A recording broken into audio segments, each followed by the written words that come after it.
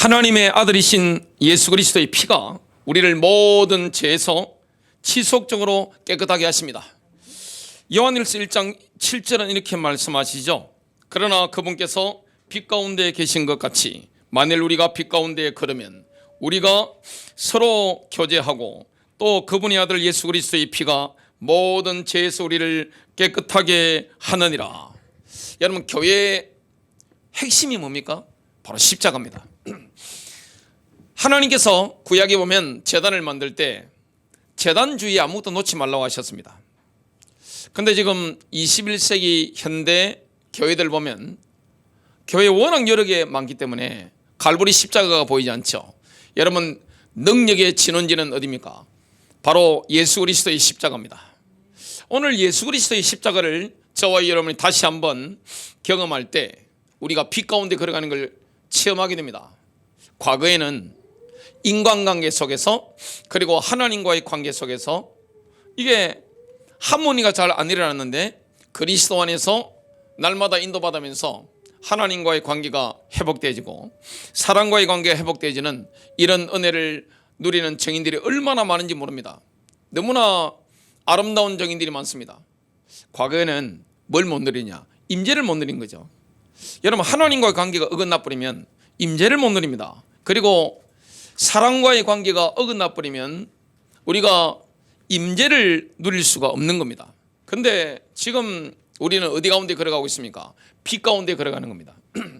빛나는 존재요, 빛 가운데 걸어가는 존재. 하나님의 임재가 함께 가면 승리합니다. 저와 여러분 인생이 하나님 임재가 함께 간단 말이죠. 가정에 하나님의 임재가 함께 가고 교회에 하나님의 임재가 함께 갈 때 승리가 있습니다. 십자가가 얼마나 능력이 있습니까? 첫 번째입니다. 우리가 빛 가운데 걷는 것과 예수님의 피가 우리를 깨끗하게 하는 것은 상호 관련이 되어 있습니다. 우리가 계속해서 빛 가운데 걸으며 다른 성도들과 교제를 갖고 있다면 예수님의 피가 이루시는 죄로부터의 깨끗함을 얻게 됩니다. 예수님의 보배로운 피가 우리에게 공급하시는 것 중에 하나가 뭡니까? 바로 깨끗하게 하는 겁니다. 요한일서 1장 7절입니다. 그러나 그분께서 빛 가운데 계신 것 같이, 우리 하나님은 빛이죠. 성경을 보면 구약 성경, 신약 성경 보면 끊임없이 강조하는 게 뭡니까? 하나님은 빛입니다. 여러분, 성삼위 하나님은 빛입니다. 빛 가운데 계신 거예요. 어둠이 없는 겁니다. 그게 바로 하나님의 임재의 비밀입니다. 지성소에 들어가 보면 빛이 있죠. 하나님의 임재의 빛이 있습니다. 저와 여러분에게 빛이 있는 겁니다. 만일 우리가 빛 가운데 걸으면 우리가 서로 교제하고 또 그분의 아들 예수 그리스도의 피가 모든 죄 소리를 깨끗하게 하느니라. 요한일서 1장 7절을 보면 계속되는 현재형으로 사용된 그런 동사들이 3개 있습니다. 걷다라는 단어가 나옵니다. 그리고 교제하다라는 단어가 나옵니다. 깨끗하게 하다, 이 단어가 나오는 겁니다. 우리가 계속해서 빛 가운데 걸어가면 우리는 계속해서 서로 교제를 하게 되는 것이고 따라서 예수님의 피가 우리를 깨끗하게 해주는 겁니다. 이러한 과정은요, 조건적입니다. 이걸 우리가 기억해야 됩니다. 만일 우리가 계속해서 하나님의 말씀에 이 순종을 하면서 그 말씀의 빛 가운데 걸으면 그때 발생하는 첫 번째 결과는 바로 우리가 서로 교제를 갖게 된다는 겁니다. 만약 우리가 그 말씀의 빛 가운데 걷지 않는다면 우리는 교제를 갖지 못하게 되죠. 그리고 우리가 만일 교제를 갖지 않는다면 우리는 빛 가운데 걷고 있는 게 아닙니다. 그러나 말씀의 빛 가운데 걸으며 우리가 교제를 갖고 있다면 그때 예수님의 피는 우리를 계속해서 깨끗하게 하는 겁니다. 그래서 하나님은 우리에게 뭘 주길 원합니까? 임마누엘의 은혜입니다. 하나님의 임재입니다.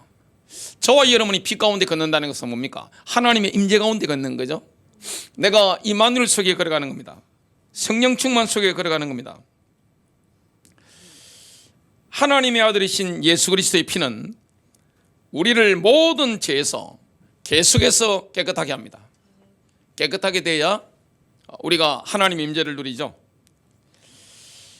우리가 빛 가운데 걷고 있는 동안 예수님의 피는 지금 모든 죄에서 우리를 깨끗하게 하고 있습니다. 그리고 앞으로도 계속 그렇게 할 겁니다. 이것이 우리의 간증입니다. 우리의 간증이 뭡니까? 예수님의 피가 우리를 깨끗하게 하는 겁니다. 지금 깨끗하게 하는 겁니다. 앞으로도 영원히 완전하게 깨끗하게 하는 겁니다. 그 피가 지금 우리를 깨끗하게 하고 있습니다. 참 놀라운 거죠. 예수님의 피가 우리를 절대적으로 완전하게 깨끗하게 하고 있습니다. 이걸 아름답게 보여주는 시편이 시편 51편입니다. 예수님의 피가 우리를 절대적으로 완전하게 깨끗하게 하시는 진리에 대해서 아름다운 해석을 붙이는 게 뭡니까? 바로 시편 51편입니다. 여러분, 그 피의 능력이 얼마나 강력한지, 그 피가 우리를 얼마나 깨끗하게 하는지, 얼마나 절대적으로 완전하게 깨끗하게 하는지는 시편 51편을 보면 우리가 알 수가 있습니다. 다윗이 인생의 절정기에 넘어지게 되죠. 얼마나 심각한 죄를 짓는가 하면 율법으로 용서받을 수 없는 죄를 짓게 됩니다. 남의 아내를 범하게 되죠. 간음을 하게 됩니다. 밧세바와의 간음을 행하게 됩니다. 그걸 듣고 완전 범죄를 하려고 자신에게 생명 걸고 나라에 충성하는 밧세바의 남편 우리아를 죽이려고 합니다. 그때 사용한 인물이 누굽니까? 자신의 군대 장관 요압입니다. 요압에게 편지를 보내가지고 우리아를 죽이도록 살인교사를 합니다. 밧세바에게 임신이 됐죠. 그걸 숨기려고 하다 보니까 이렇게 엄청난 죄들을 계속 반복해 지게 됐습니다.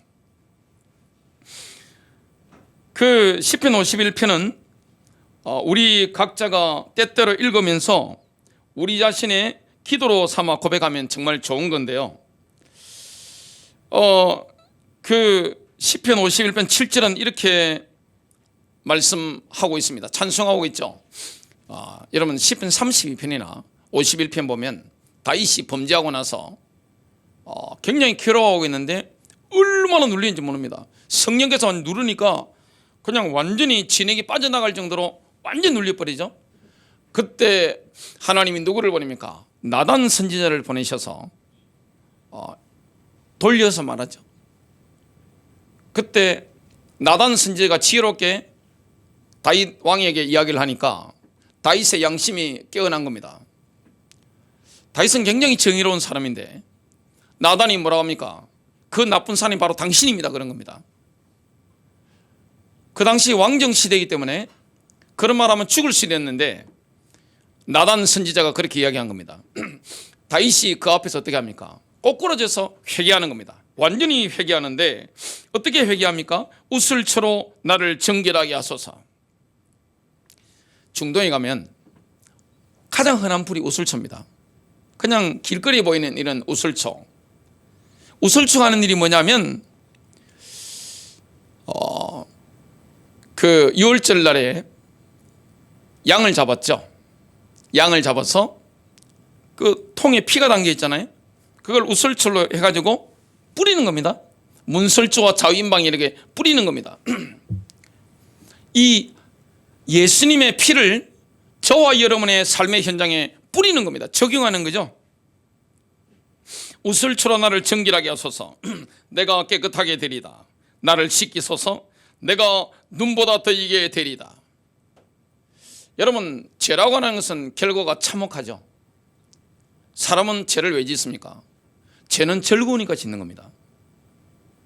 죄는 쾌락이 엄청납니다. 너무너무 즐겁고 아슬아슬하기 때문에 짓는 게 바로 죄입니다.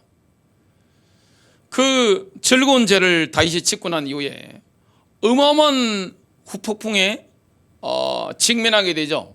본인도 어려움을 당하고 가정은 쑥대밭이 되고 완전히 다윗의 가정에는 그 이후에 막장 드라마가 쓰여지게 됩니다. 나라에도 내전이 막 일어나는 이런 막 엄청난 일들이 일어나게 됩니다. 근데 그런 흉악한 죄랄지라도 주님이 씻으시면 어떻게 되냐? 눈보다 더 희게 되는 겁니다. 이게 바로 예수님의 피의 능력입니다. 우리는 시편 51편에서 다윗이 우슬초를 언급하는 걸 보게 되죠. 그 우슬초가 뭐라 했습니까? 그 피를 우리가 있는 현장에 적용하는 도구죠. 저와 여러분이 삶의 현장에서 늘 적용해야 되는 게 뭡니까? 예수님의 피가 우리를 위해서 무엇을 했는지를 밝히 알려주시는 하나님의 말씀을 우리가 개인적으로 적용해야 되는 겁니다. 그리고 그 말씀을 어떻게 합니까? 우리를 자꾸 정죄하는 사탄을 향해서 선포해야 되는 겁니다. 그때 우리가 승리하게 되는 겁니다. 마귀는 우리를 자꾸 정죄합니다. 죄책감 때문에 눌려서 아무것도 우리가 영적 힘을 발휘하지 못하도 역사하는데 보일은 어떻게 합니까? 우리를 씻어주는 겁니다. 예수님께서 빛 가운데 계신 것처럼 우리도 온 마음을 다해 빛 가운데 걷는다면 성도들과의 완전한 교제와 제사함의 은총을 계속해서 누리게 됩니다. 요한일서 1장 7절에 나타난 피에 대한 말씀을 보다 세밀하게 한번 보겠습니다. 그러나 그분께서 빛 가운데 계신 것 같이 만일 우리가 빛 가운데 걸으면 우리가 서로 교제하고 또 그분의 아들 예수 그리스도의 피가 모든 죄에서 우리를 깨끗하게 하느니라.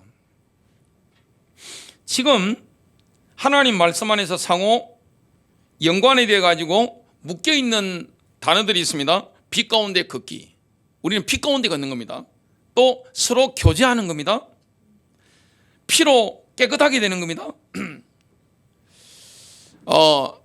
우리가 교회를 다니다 보면 예수님의 피가 깨끗하게 하고 보호한다, 이 사실을 믿죠. 우리가 이해하고 있습니다. 근데 그 결과를 자신의 것이 되도록 해주는 조건들을 충족시키지 못하는 경우가 많습니다.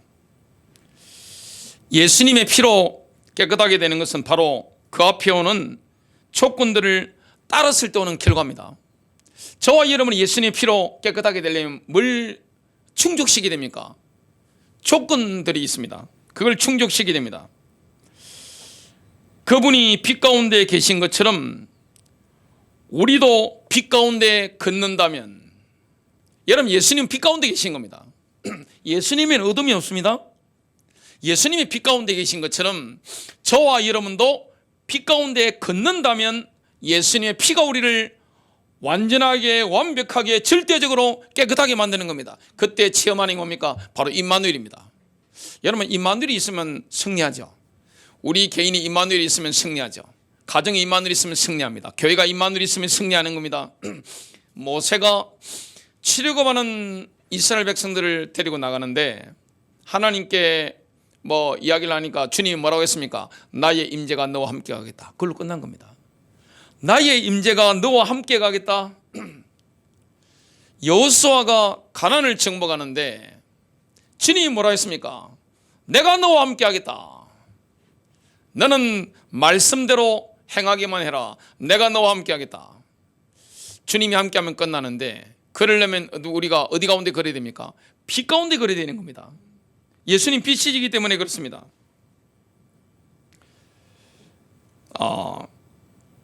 참 논리적으로 말한다면 만약 우리가 서로 교제를 하지 않는다면 그것은 우리가 빛 가운데 걷고 있지 않다는 증거죠. 따라서 만약 우리가 빛 가운데 걷고 있지 않다면 당연히 우리는 예수님의 피가 우리를 깨끗하게 한다는 것을 요구할 수가 없는 겁니다. 따라서 우리는 이러한 결론에 도달하게 됩니다. 만일 우리가 교제 밖에 있으면 우리는 빛 밖에 있는 겁니다. 여러분 영적인 공동체가 지구상에 두 군데가 있습니다. 가정과 교회입니다. 가정 안에서 뭐가 회복되어야 됩니까? 교제가 회복되어야 됩니다. 교회 안에서 뭐가 회복되어야 됩니까? 교제가 회복되어야 되는 겁니다. 그리고 우리가 교제 밖에 있다면 빚 밖에 있는 겁니다. 만약 우리가 빚 밖에 있다면 예수님의 피는 더 이상 우리를 깨끗하게 하지 않는 겁니다. 임재를 못 누리는 거예요. 예수님의 피는 우리가 오직 빛 가운데 있을 때만 깨끗하게 만드는 겁니다. 이것은 우리가 이해해야 할 가장 중요한 원리 가운데 하나죠. 두 번째입니다.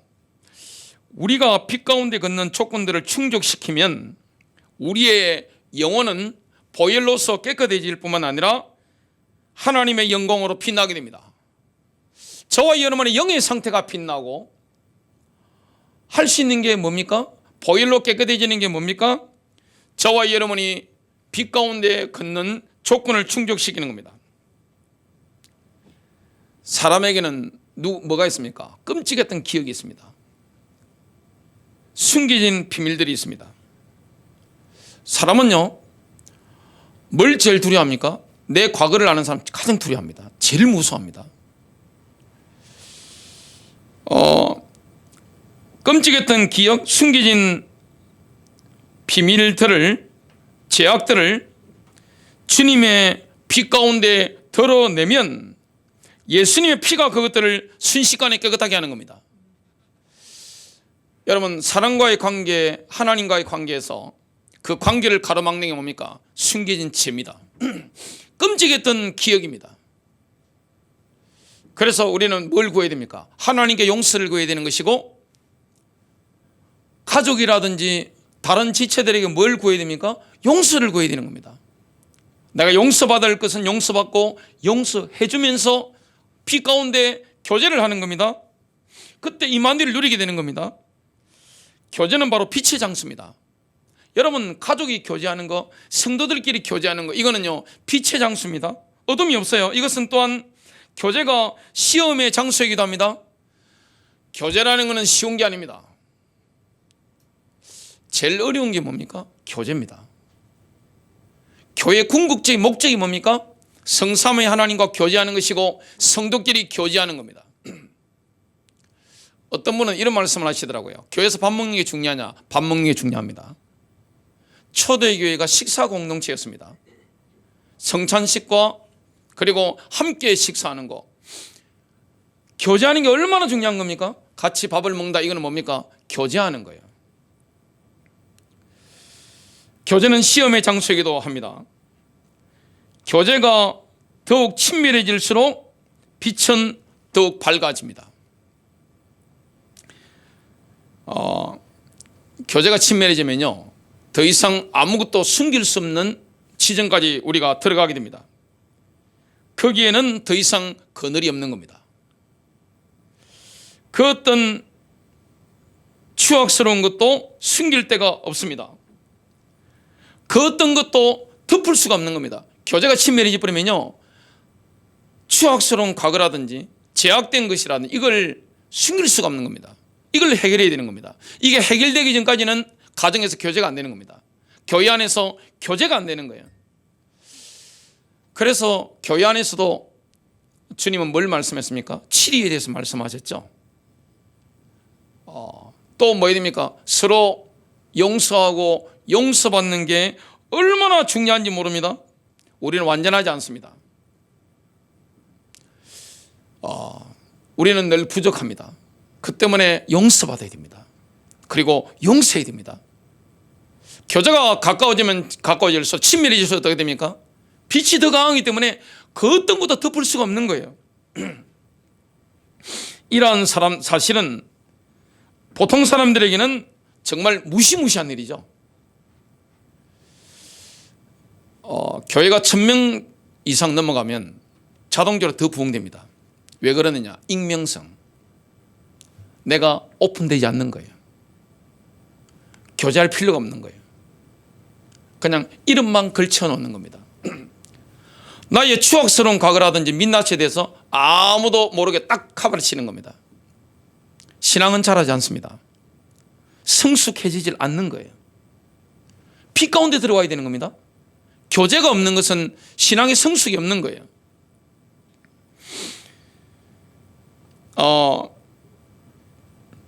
우리가 깨끗하게 되기를 원한다면 반드시 저와 여러분은 피 가운데로 나와야 됩니다.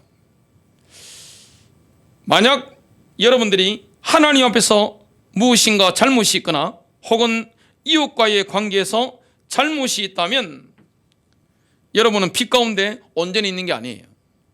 하나님과의 관계 속에서 뭔가 내가 잘못한 게 있잖아요. 그리고 이웃과의 관계 속에서 가족이라든지 교회 지체 안의 관계 속에서 잘못한 게 있다면 우린 피 가운데 있는 게 아닙니다. 그 때문에 예수님의 피의 능력을 경험하지 못하는 거예요.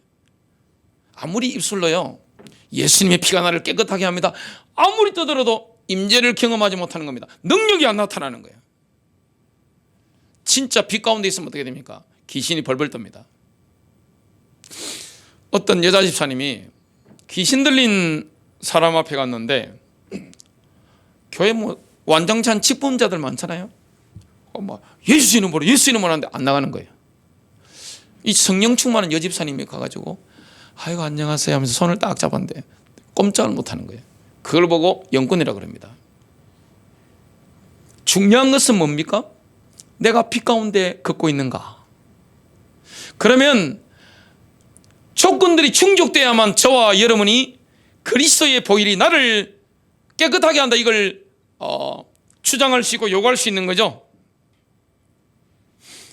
우리는 무엇을 해야 될까요? 바로 피 가운데 나와야 됩니다. 여러분 피 가운데 나온다는 것은 도대체 뭡니까? 그것은 바로 하나님 앞에서 우리의 죄들을 고백하는 겁니다. 여러분 하나님 앞에 죄를 고백해야 됩니다. 얼른 죄를 지을 때마다 하나님 앞에 죄를 고백해야 되는 겁니다. 그리고 그 죄들을 공개적으로 시인하는 겁니다. 교회 안에서도 공개적으로 죄를 지었을 때 됩니까? 나와서 공개적으로 시인해야 돼요. 그게 바로 회개입니다. 그래야 관계가 회복되는 거예요. 가족 간에도 뭐 해야 됩니까? 제가 가장인데 제가 잘못한 거 있으면 뭡니까? 시인합니다. 어제 제가 집에서 언성을 높였습니다. 우리 제 아내하고 딸한테 미안하다 그랬어요. 참 그렇게 해야 되는 거예요. 아이고 내가 아버지인데 내가 남자인데 그런 바보가 어디 있습니까? 시인해야 돼요. 정말 이건 보통 사람들이 하기 정말 어려운 겁니다. 많은 분들이 자신의 죄를 고백하지 않고 시인하지 않기 때문에 그냥 덮어놓고 가는 거예요. 뭐가 해결이 안 됩니까? 하나님과의 관계도 해결이 안 되고 공동체와의 관계 속에서 이게 용서받지 못하니까 해결이 안 되는, 관계 회복이 안 되는 겁니다. 그 빛은 굉장히 밝죠. 여러분은 아마 이렇게 생각할 수 있습니다.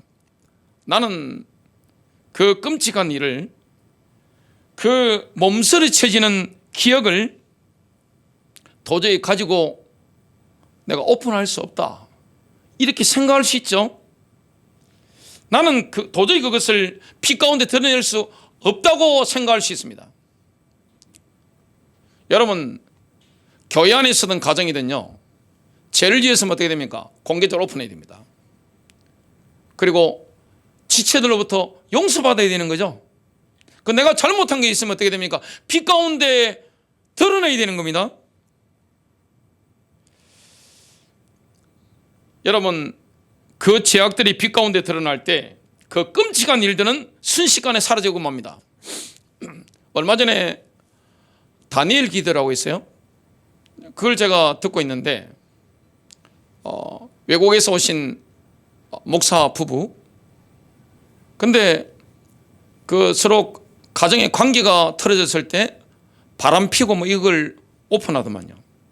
여자분들이 이거 하기 쉬운 게 아니에요. 한국적인 문화에서도 됩니까? 무조건 덮잖아요. 무조건 덮어라, 덮어. 무조건 덮잖아요. 아니면 자살해버리고, 오픈되면 자살해버리고, 아니면 무조건 덮는 거예요. 그건 기독교가 아닙니다. 지은 죄에 대해서는 어떻게 됩니까? 공개적인 위치에 있는 사람들, 공적인 자리에 있는 직분자들, 아니면 공적인 죄를 지었다. 어떻게 됩니까? 내가 빛 가운데 드러나야 되는 겁니다. 내가 배우자를 두고 간음을 했다. 배우자한테 드러나야 되는 거예요. 용서를 받아야 되는 겁니다. 무조건 덮는다고 됩니까? 되는 게 아니에요. 빛 가운데 드러나면 어떻게 되느냐? 그냥 그 피가, 예수님 피가 우리를 씻으신다는 것을 경험하게 되는 겁니다.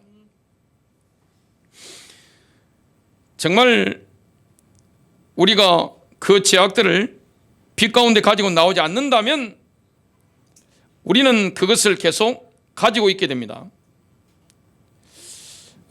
여러분, 예수님의 피는 오직 빛 가운데서만 역사합니다. 피의 능력을 경험하려면 빛 가운데 나와야 되는 거예요. 예수님의 그 피의 능력은 빛 가운데서만 능력이 나타나는 거예요.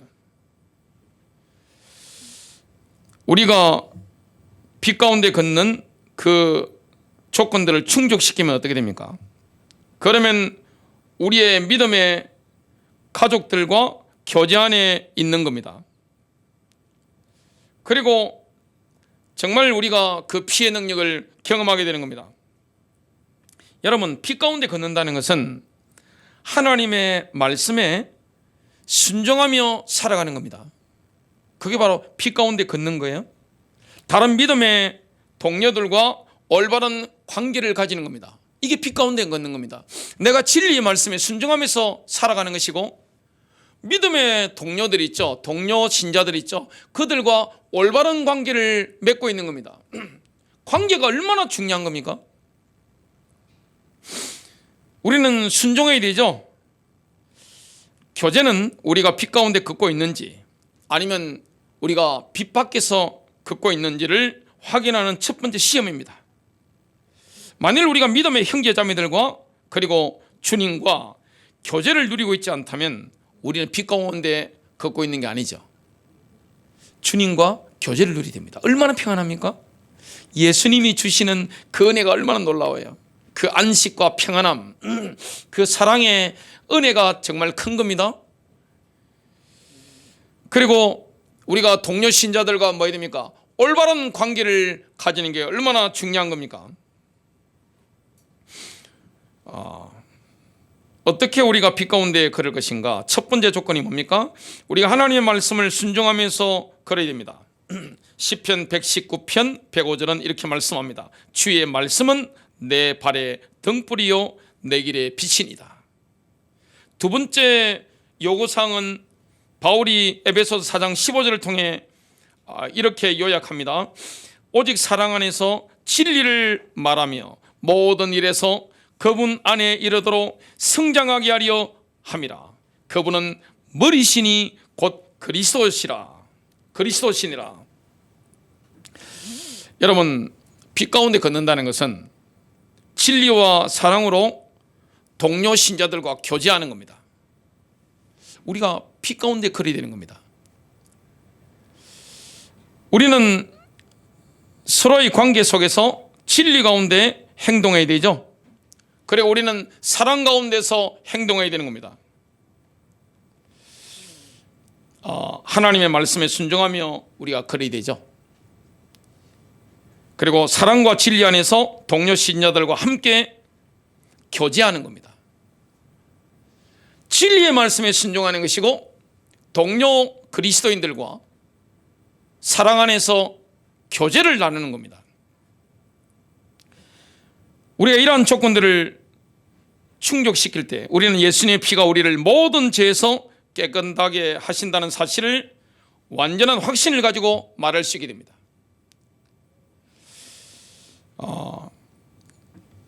예수님의 피는 지금 이 순간에도 우리를 대신하여 하나님 아버지의 면전에서 자비를 구하며 말하고 있습니다. 예수님의 피가 하나님의 면전에서 말하고 있는 거예요. 히브리서 12장 22절과 24절입니다. 그러나 너희는 시온산과 살아계신 하나님의 도성인 하늘의 예루살렘과 무수한 천사들과 새 언약의 중보자이신 예수와 아벨의 피보다 더욱 좋은 것을 말하는 뿌리는 피에 이르렀느니라. 하늘에 있는 시온산, 이거는 천상이죠. 시온산에서 예수님의 피는 하나님 앞에 있는 지성소 안에서 우리를 대신해서 뿌려진 겁니다. 그리스도께서는 우리보다 앞서 하늘의 예루살렘의 성막으로 들어가셨죠. 자신의 피를 통해 영원한 구속을 이루셨습니다. 그리고 그리스도께서는 그 구속의 증거로 전능하신 하나님 아버지의 면전에서 피를 뿌리신 겁니다. 여기서 우리가 주목할 사실이 있습니다. 인간 역사의 초기에 어떤 일이 있었습니까? 아담과 하와에게는 아들이 있었죠. 가인, 그 다음에 아벨이 있었습니다. 가인이 아벨을 시기해서 쳐서 죽였죠. 그러니까 가인을 향해서 하나님 뭐라고 말씀했습니까? 내 아우 아벨이 어디 있느냐? 몰라요. 제가 알 바입니까? 이런 식으로 대답한 거예요. 제가 제 아우를 지키는 자입니까? 어이없는 대답을 했죠. 하나님께서는 가인을 꾸짖으시면서 뭐라고 말씀했습니까? 너는 너의 죄를 숨길 방법이 없다. 왜냐하면 내가 이 땅 위에 흘린 너의 형제 아벨의 피가 원한을 갚아달라고 나에게 외치고 있기 때문이다. 이렇게 말씀하신 거죠. 이것과 대조되는 것이 뭡니까? 바로 예수님의 피입니다. 하늘에 뿌려진 예수님의 피는 복수가 아니라 자비를 베풀어 달라고 외치고 있습니다. 하늘에 뿌려진 예수님 피는 하나님의 면전에서 하나님의 자비를 계속해서 강구하고 있죠. 이것이 우리의 실존입니다. 저와 여러분을 위해서 끊임없이 강구하고 있는 겁니다. 우리는 매분마다 정말 주님의 피가 나를 이렇게 깨끗하게 한다, 이렇게 말할 필요는 없는 겁니다. 왜냐? 예수님 피가 하나님 면전에서 계속해서 말하고 있기 때문에 그렇습니다. 우리를 대신해서 항상 말하고 있는 겁니다. 예수님 피가 그렇게 하고 있는 거죠. 우리가 어려움을 당할 때가 있습니다. 그리고 우리가 정말 위기를 만나거나 내가 두려움에 취할 때가 있고 걱정이 될 때가 있습니다. 이때 우리 자신에게 이 사실을 상기시게 됩니다. 예수님의 피가 이 순간에도 나를 대신하여 하나님의 면전에서 말하고 있다. 세 번째입니다. 동료 그리스도인들을 진실하게 사랑하는 성숙한 인격으로 변화되는 데는 조약돌이 만들어지던 오랜 세월이 걸립니다.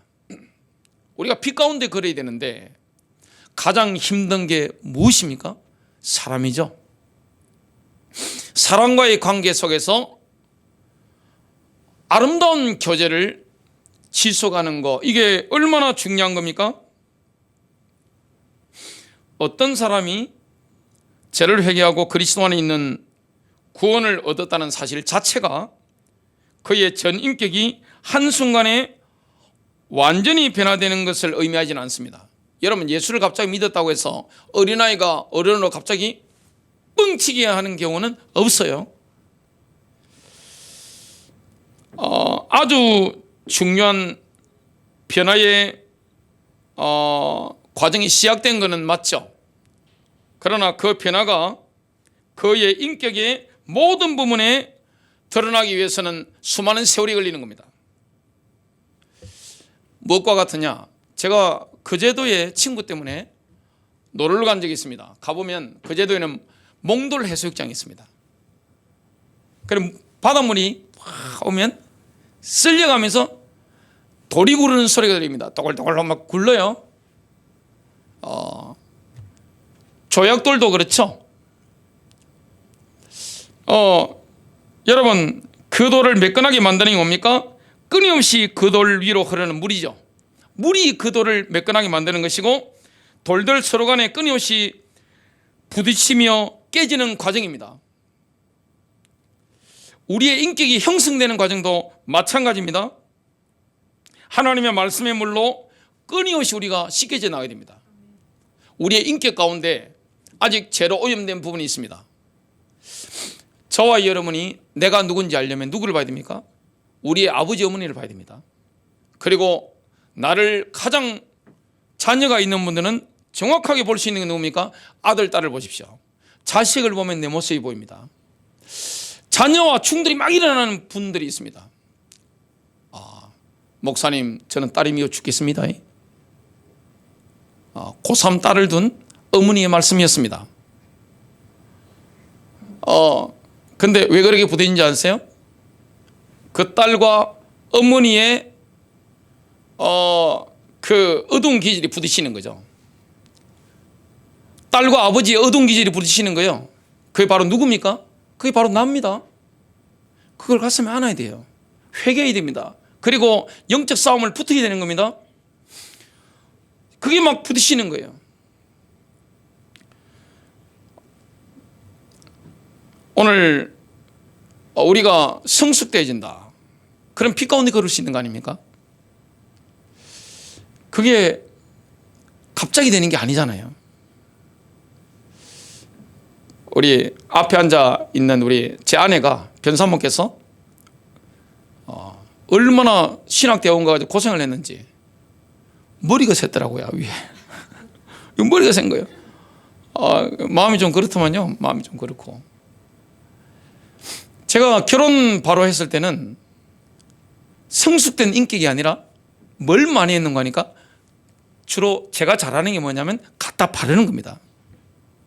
저 딱 사람 견적 뽑는 데는 아주 제가 일가견이 있습니다. 그냥 사람 딱 보고 수첩에 그냥 장점, 단점 6개, 7개 그냥 순간적으로 딱 적어내는 그 재능이 저한테 좀 있어요. 그러니까 그런 걸 마음에 기억했다가 갖다 바를 때 보면 얼마나 찰지게 제가 탁탁 갖다 바르겠습니까? 굉장히 힘들어 하더라고요. 그러니까 제가 얼마나 많이 또 되돌려 받았겠습니까? 굉장히 상당히 아프게 이렇게 완전히 그냥 되돌려 받았죠. 근데 사람이요, 성숙해지면 어떻게 됩니까? 배우자가 도저히 이해 안 된다. 내가 미성숙한 거예요. 성숙해지면 어떻게 됩니까? 상대방을 이해하게 됩니다. 배려하게 됩니다.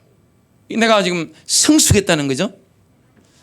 교회 안에 동료 신자들과의 관계도 마찬가지입니다. 누가 내 마음에 드는 사람이 있는가요? 혹시 그런 분은 손 한번 들어보시기 바랍니다. 나는 인간관계가 너무 쉬웠어요.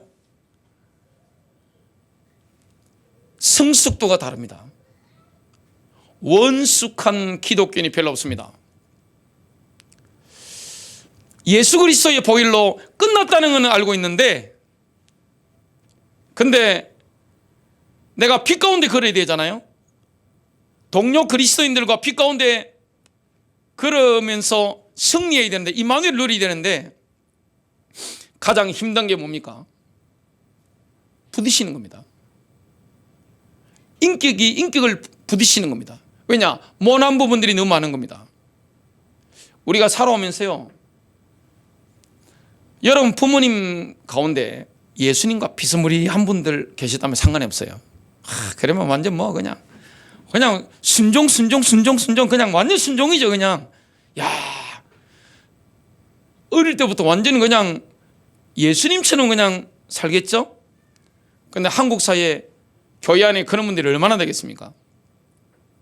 그리고 우리가 살아오면서 우리 인격의 모난 부분들이 얼마나 많습니까? 뭐가 흘러야 됩니까? 세월이 흘러야 됩니다. 말씀의 물로 씻겨 받아야 되는 것이고 서로 부딪히는 겁니다. 여러분, 이 부딪히는 과정이 얼마나 힘듭니까? 제가 아들들한테는 가르치는 게 있습니다. 절대 여자를 이기려고 하지 마라. 여자 이기려는 남자는 천하의 바보니라. 힘으로 누르지 말 것. 그리고 격분했을 때는 호흡을 가다듬을 것. 레이저를 쏘지 말 것. 도저히 안 되거든 피해라. 그걸 가르칩니다. 딸한테는 뭘 가르치느냐? 모른 척해라. 사람이 너그러워야 돼. 딸한테는 뭘 가르치느냐? 너의 옳다는 것을 상대방에게 절대 강요하지 마. 신앙 강요하지 마. 너가 옳다는 걸 강요하지 마. 이걸 제가 딸에게 이야기를 합니다. 그리고 1절만 할 것. 애국가 부르듯이 막 3절 4절 막 넘어가면 남자친구든 이제 남편이든 집에 잘 안 들어와. 알겠니? 모른 척 해야 되는 거야. 아빠 봐. 자녀들한테나 교인들한테 모른 척 하는 거 봤지? 아빠 참 경이롭네 그러더라고요. 모른 척 해야 돼요. 관계라는 거, 많은 분들이 예수님의 피가 나를 지속적으로 깨끗하게 한다 말은 합니다. 근데 그렇게 못하고 있어요. 왜냐? 말씀에 순종하지 않는 거예요. 동료 신자들과 아름다운 관계 교제를 나누고 있지 못하는 거예요. 그러려면 뭐 해야 됩니까? 세월이 흘러야 됩니다. 말씀의 물로 씻김 받아야 되는 것이고, 그리고 서로 부딪히면서, 부딪힌다는 것은 아프죠? 여러분 얼마나 아픕니까? 아프면서 뭐 하는 겁니까? 갈려져 나가는 겁니다. 돌이 마모되듯이 나의 모난 부분이 자꾸만 갈려져 나가는 거죠. 나중에 되면 어떻게 됩니까? 두루두루 누구든지 수용하는 이런 아름다운 인격이 되는 겁니다. 누구처럼 되는 겁니까? 예수님을 닮아가는 거죠. 결론 맺습니다. 우리는 날마다 빛 가운데 걸어가도록 주님이 이미 우리를 구원하신 거예요. 내가 이렇게 살다 죽을래? 주님은 그렇게 우리를 만들지 않으셨습니다. 주님은 그 피로 우리를 구속하셨고 빛 가운데 걸어가기를 원하는 겁니다. 그러려면 말씀에 순종해야 되고, 저와 여러분이 사랑과 진리 안에서 교제해야 되는 겁니다. 남은 생에 빛 가운데 걸으며 임마누엘의 능력을 체험하게 되시기를 주님의 이름으로 축복합니다.